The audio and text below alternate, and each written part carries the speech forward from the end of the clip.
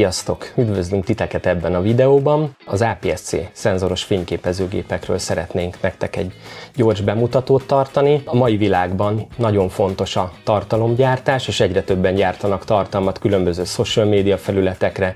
Ez alatt értem a YouTube-ot, a TikTokot, és nagyon sokan ugye mobiltelefonnal készítik ezeket a videókat, amiben bizonyos kompromisszumokat meg kell kötnünk, és ebben jöhet jól nekünk egy profi kamera használata, amivel magasabb szintre tudjuk emelni ezeket a felvételeket. Ebben segítségemre lesz Sean Oliver, a 2023-as Big Shot tehetségkutatónak a legjobb férfi versenyzője, és egyben harmadik helyezettje, úgyhogy köszönöm, Oliver, hogy elfogadtad a meghívást. Oliver, és nagy vonalakban elmondanád nekünk, hogy kezdted a fotózást, és milyen eszközzel? Nekem a legelső gépem nagyon hasonló volt ehhez.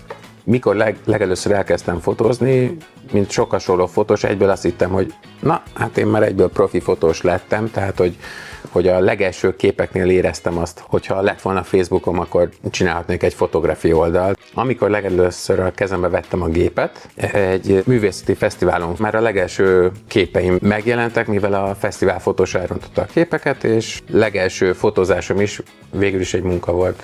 És mit javasolnál azoknak, akik most per pillanat mobiltelefont használnak, és nyilván megelégszenek azzal a minőséggel, mert mondjuk adott esetben nem próbáltak még egy ilyen kamerát, mint ami például a kezedben van. Mennyivel lesz ez mondjuk bonyolultabb számukra, milyen szokást igényelhet? Aki elkezd fotózni, nekem az a legelső tanácsom, hogy válasszon egy fix objektívet, például egy Canon 50-est, ami szerintem egy megfizethető objektív, és ez azért jó, mert egy olyan látószöget biztosít, ami nem igazán tud a fotós változtatni.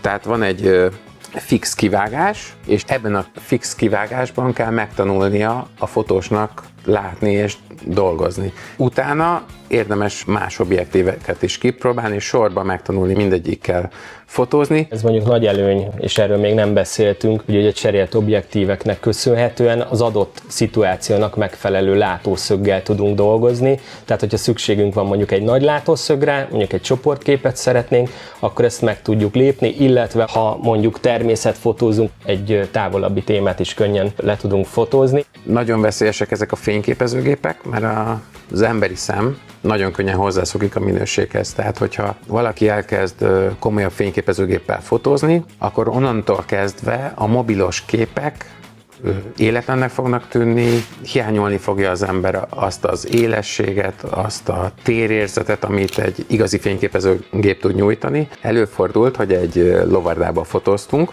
és én fényképezőgéppel voltam, a feleségem meg egy mobiltelefonnal. És ott nézegettük a képeket, kis kijelzőn, csodaszépek voltak a mobiltelefonos képek, otthon nagy monitoron ránagyítottunk a képekre, és szétestek a mobiltelefonos képek. Tehát nem is kell az, hogy kinyomtasd a képet, már anélkül is látszik, hogy sokkal-sokkal rosszabb a minősége egy mobiltelefonos képnek. És ez nem a felbontás, hanem egyszerűen az objektíveknek van egy olyan rajzolata, amit a kis mobiltelefonkamera nem tud utánozni. Hát egyrészt igen, meg ugye a telefonoknak azért a kijelzője jellemzően azért elég túlszaturált, tehát hogy a valóság az kicsit más lesz. Említetted, hogy a telefonos képek így monitoron mennyivel másabb arculatot adnak, mint egy kamerás kép, és ha ezeket meg is szeretnénk örökíteni, tehát ki szeretnénk nyomtatni mondjuk fénykép albumba, vagy mondjuk egy képkeretbe a falra, akkor ott is elő fognak jönni ezek a különbségek, tehát sokkal jobb képet tudunk elérni egy fényképezőgép által. Igazad van, Péter, egyszerűen színekben, meg egy mélységben különbözik egy mobiltelefonos, meg egy fényképezőgép által előállított fotó. Meg mobiltelefonokon, hogyha fotózol, akkor ugye van egy kijelződ, és ott vannak rajta ugye a fényképezőgépnek megfelelő gombok. De egy fényképezőgépen meg minden egyes funkciónak dedikált gombja van, tehát hogyha az ember valami paraméteren szeretne változtatni, akkor egyszerűen elforgat egy tárcsát, és már is eléri azt a funkciót, amit szeretne. Egy mobiltelefonnak az egész felépítése nem erre lett igazából tervezve. Tehát ugye, hogy telefonálunk, meg mint egy tabletként nyomogatjuk, de ugye a stabil tartás az hiányzik, ugye ezeknek a kameráknak ez adott, illetve sokkal stabilabb tartást tudunk eszközölni, amivel biztosabb kézzel is tudunk fényképezni, és el tudjuk kapni azokat a pillanatokat, és kevésbé lesznek bemozdult képek, homályos képek, tehát ez is egy plusz érv lehet talán így a kamerák mellett. Ez hasonló ahhoz, mint hogyha rajzolni próbálnánk, és a fényképezőgéppel közel fogjuk a ceruza hegyéhez, a ceruzát miközben rajzolunk, a mobiltelefonnal meg a végét foghatjuk a ceruzának, és akkor mindkettővel lehet írni meg rajzolni, de ezzel sokkal hatékonyabb.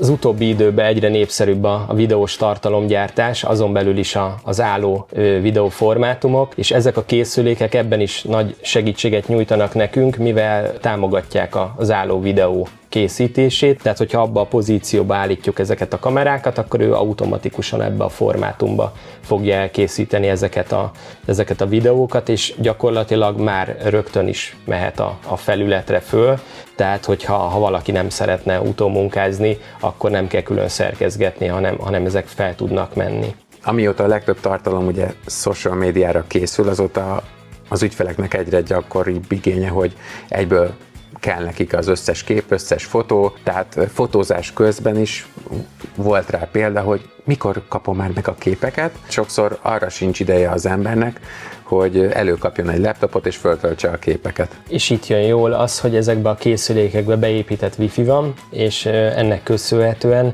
a Canon kínál erre egy lehetőséget, ez a Camera Connect applikáció, ami mobiltelefonokra elérhető, vezeték nélkül kapcsolódik a két készülék egymáshoz, és gyakorlatilag az elkészült képeket automatikusan is tudjuk szinkronizálni, vagy amikor vége a projektnek, akkor manuálisan te kiválasztod azokat a képeket, amiket egyenként át tudunk húzogatni, vagy akár videókat is, és utána ezeket már oszthatjuk is meg különböző social felületeken, mehet felhőtárhelyekbe is, tehát gyakorlatilag nincs akadálya annak, hogy ezzel dolgozzanak mások is, illetve ha már a Camera Connectről beszélünk, még annyi plusz szolgáltatás van benne, hogy a távvezérelni is tudjuk a kameránkat, tehát a telefonunkon fogjuk látni gyakorlatilag azt az élő képet, amit a kamera lát, ugyanúgy tudunk exponálni, ugyanúgy tudunk különböző beállításokat, záridő, rekeszérték, különböző paramétereket ott is tudunk módosítani. Nagyon sokan készítenek tartalmat magukról, videós tartalmat, és mobiltelefonnal az a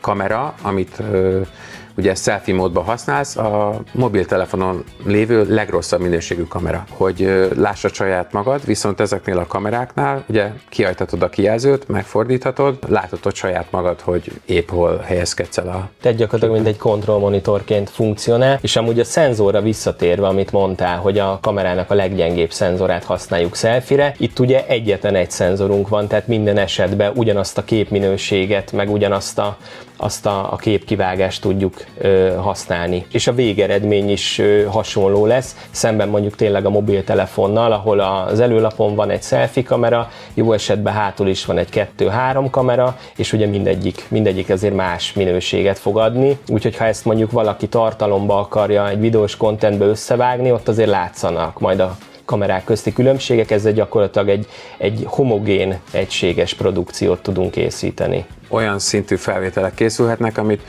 előtte csak stábban lehetett megoldani, tehát hogy muszáj volt, hogy valaki elhozza a kameráját, meg mindig fel kellett kérni egy szakértőt, aki videót kellett, hogy készítsen valakiről, most meg bárki elkészíteti a profi minőségű videóját otthon egyedül. Így van, és ugye a kiegészítők, amit ugye láthatunk is a kamerán, egy puska mikrofon, tehát ezek az eszközök különböző kiegészítőkkel felvértezhetők, és egy jobb minőség érdekébe, ami mondjuk egy mobiltelefonnál azért nagyon körülményes, hogy egy jobb hangminőséget tudjunk készíteni, úgyhogy itt adott ez a lehetőség is, és egy gyártón belül, tehát gyakorlatilag itt minden Canon, úgyhogy garantálni tudja a Canon ezt a minőséget. Olivér, köszönöm szépen ezt a kimerítő beszélgetést. Köszönöm. Úgyhogy tök jó tapasztalás volt, meg remélem, hogy tudtunk segíteni a leendő tartalomgyártóknak, illetve követőknek. Nektek köszönöm szépen a figyelmet, Hogyha bármi egyéb információra szükségetek van az itt megjelent, illetve a további Canon termékekre, akkor látogassatok el a canon.hu-ra, iratkozzatok föl, lájkoljátok a videót, és köszönjük szépen a figyelmet!